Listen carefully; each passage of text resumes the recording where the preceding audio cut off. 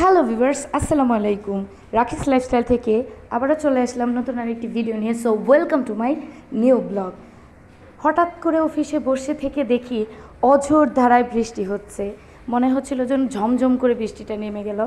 যাই হোক, একটু বাইরে বের হয়ে একটু বৃষ্টিটা হাতে নিচ্ছিলাম। বৃষ্টি হলে রে ভাই ভিজতে তো ইচ্ছা করে, কিন্তু উপায় নেই, অফিসে আছি, সেটা তো কোনোভাবেই সম্ভব নয়।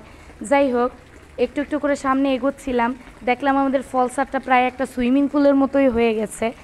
এদিক দিয়ে দেখলাম যে কিছু কিছু বাচ্চারা ভিজে ভিজেই চলে যাচ্ছিল, কারণ আজকে বৃহস্পতিবার।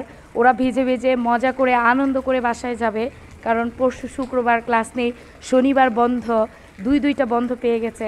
যাই হোক, এটা নিয়ে আমরাও আনন্দিত ছিলাম। একটু ভাবনা চিন্তেই পড়ে গিয়েছিলাম, কারণ আবহাওয়া আজকে খুব ভালো ছিল, তাই আমি ছাতা টাতা নিয়ে আসিনি। এই হলো আমার অবস্থা, তাই একটু চিন্তায় পড়ে গিয়েছিলাম। যাই হোক, স্টুডেন্টরা আবার আমাকে ভিডিও করে দিচ্ছিল, ওরা বারবার করে বলছিল যে মিস, অসাধারণ একটা ভিউ আছে, সেই রকম একটা অবস্থা, মনে হচ্ছে যেন আমরা সাজেক ভ্যালিতে আছি, এরকম একটা অবস্থা, সাজেকের মতো একটা ফিল আসতেছে। এত পরিমাণে বৃষ্টি হয়েছে, দেখেন আমাদের মাঠের কি অবস্থা।